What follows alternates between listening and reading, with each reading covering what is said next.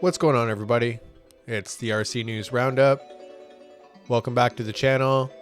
I've got some pretty cool stuff to show you that's come out in the past week. So let's get into it. Trial has come out with some aluminum axles for the Vanquish H10 optic. Get them front and back. Both come in black or silver. Made of 70-75 aluminum. Look really nice. A little bit of tool path there. I wonder how long they took to cut on that 5th axis machine.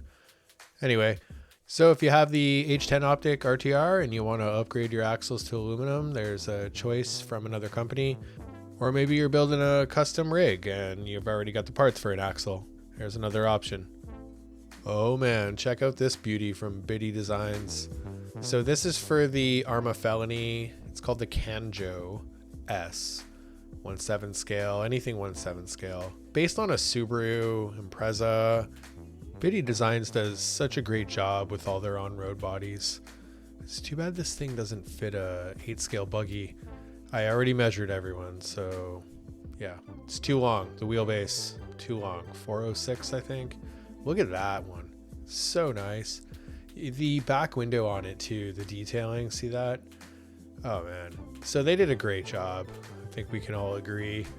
And it makes me want to own Arma Felony. So Leadfinger RC has come out with a retro mod body and wing set for the Micro B that has come out, the Lozi Micro B. The idea behind this is converting your new Lozi mini buggy, micro buggy, into a retro buggy from the 90s. It comes with some stickers that are kind of that era, and the body design is definitely that era. And you need to buy a new top plate here to move the receiver further back. So somewhat of a retro mod conversion. And there's the part number for the top plate to move the receiver back. But yeah, if you want to make your Micro B look a little different than everybody else's, I think this is a pretty easy way to do that for not too much money. And it looks awesome too. Hey, and Bamboo Labs is having a Black Friday sale. I just thought I'd throw this in here. It's an easy way to get, one of the best 3D printers you can buy commercially available. As low as $379. So I'm definitely taking a look at the X1 or the P1S. X1's got a better computer and some LiDAR, but the P1S is pretty rad too. So yeah, it's definitely a way to expand your RC craft for sure. There's the X1C, kind of their flagship model, and they're coming out with a new one, apparently, rumor has it. So we'll see what happens in Bamboo World. This mini jet boat is pretty rad. It's coming from a company called FTX. It looks a little nicer than some of the other mini jet boats you see around. Definitely a little nicer than the WL toys, and the radio it comes with looks a little nicer too. So yeah, if you're looking for a jet boat, they're super fun. I had one for a bit and it's really fun to take to the rivers and just kind of blast up and down. This one's got a 390 size motor. Looks like it'll fit in a backpack, and they're saying it goes up to 28 kilometers an hour. So it's got a decent amount of power to it. Should be pretty fun. Looks like the website says it's not available right now, but it just came out, so we'll see what happens there. Here's an interesting one to talk about. This is from a company called RRP, Rubrics Racing Products. Say that 3 times fast. And specifically this RX4 Evo. It's based on an old Yokomo race buggy. I'm kind of curious what they're doing here. I think maybe in Europe, the retro racing is so much bigger than it is here in the US and Canada that they really do have a market for just redoing and updating old winning buggies. So this is based on what they say is the 97 World Buggy, World Spec modernized chassis. I don't know. It's pretty interesting. They've put a lot of effort into essentially redoing a Yokomo buggy. And yes, the racing in Europe is much bigger, especially with carpet. So kind of crazy. If you go through this thing, and they have so many other products too that are essentially you can almost redo another RC10. They've got parts for, you know, if you've got an RC10, you can get an old, you know, original B2 chassis. Just kind of an interesting company. Definitely manufacturing a lot of stuff and getting things manufactured and putting a lot of time and effort into, you know, retro buggies. So there's that. Exotech, man, they came out with this F1 car. It is beautiful. Just take a good look at this thing, go on their website and poke around at it. They did a really good job. Exotech makes some really nice alloy upgrades for all sorts of buggies. Look at that back end there. It looks like it's got a very similar rear pod design. Not similar, but kind of similar concept. The rear pod is similar to the X-Ray 12 scale. So pretty interesting, and you know, it's just another addition to the F1 racing world.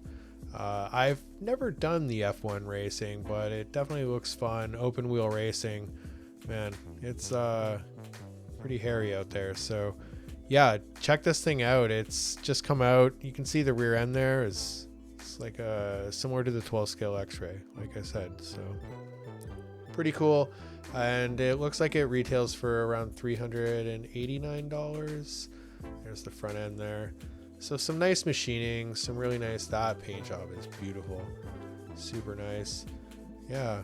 The rear shocks look like they're maybe like a racing shock. I don't want to, you know, downgrade it or anything, but everything else looks nice. The rear shocks look a little sus, and yeah, $389.99 American.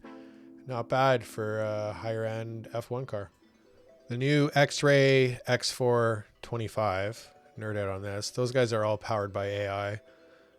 This thing's pretty crazy. So the new 10 scale 4-wheel drive touring car from X-Ray. They come out with a new one every year. And this one's got some pretty cool stuff going on. So shorter shocks. There's that. They've put a bunch of new stuff in their actual shock. These things are beautiful if you've ever checked them out. They're very smooth. Their mounting design for their shocks is pretty crazy. Sort of infinite adjustability. All the angles. Super unique design. That's what I love about these guys. They just change up what you thought was normal in RC. These guys just flip it on you. It's so crazy. Many mounting positions, anti-tweak design for the servo.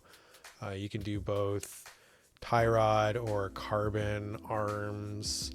They just infinite adjustability. At times I'm like, man, you can do over analysis paralysis if you go down the X-ray rabbit hole. So yeah, just all new stuff. Not all new, but quite a bit new. They've tweaked quite a bit of stuff. Lowering the car, putting the shorter shocks on is going to make a big difference. Their top deck tweak screws have like these shims in them. It's just extra. Everything is extra from X-Ray. The presentation on this car on their website just is never ending. It just keeps going and going. So I can't show you everything, but definitely go check it out on their website. It has a lot of new features. Let me just say that. And you really got to kind of dig through because they just tweak little things here and there, but they'll make a big difference, especially in touring car racing, where it's never-ending adjustability and you really can't get bored of it. If you want to go down a rabbit hole in RC racing, on-road is definitely a way to do it. I'm not saying off-road, you know, it's not the same, but on-road, man, you can... Everything is noticeable, and when you change the car on road, you definitely notice it, whereas off-road, the conditions can change and you can hit a jump sideways and go off. So speaking of going off, I just went off there. But yeah, it's a beautiful car kit and definitely worth picking up. This is comparable obviously to the Osmatics or any of the high-end Yokomos. They all kind of hover around the $700 to $1,000 range just for a kit. So It ain't cheap, but you don't have to start here. You can start off with an inexpensive Yokomo for around $200 and get into four-wheel drive touring car racing or something from Express, and then move into one of these guys. This thing is just too much for most people. You can just go crazy setting it up, and I don't know if it's a good thing or bad thing, but look at that. Instead of putting plastic on the outdrives, they put little tiny ball bearings held on with C-clips. Just to kind of show you what I'm talking about. Yeah, so it never ends with X-Ray, and definitely go check this out. That guy's doing CAD. There's a CNC machine doing its job. They love showing their CNC machine doing its work. What is that? A DMG Mori. So they don't mess around. They got some really expensive CNC machines. Anyway, that's the X-Ray X4 25. Well, that's episode 10 of the RC News Roundup. Thanks for stopping by. And if you like my content, please subscribe. Enjoy a walk on the beach here in Souk, British Columbia, Canada. Thank you.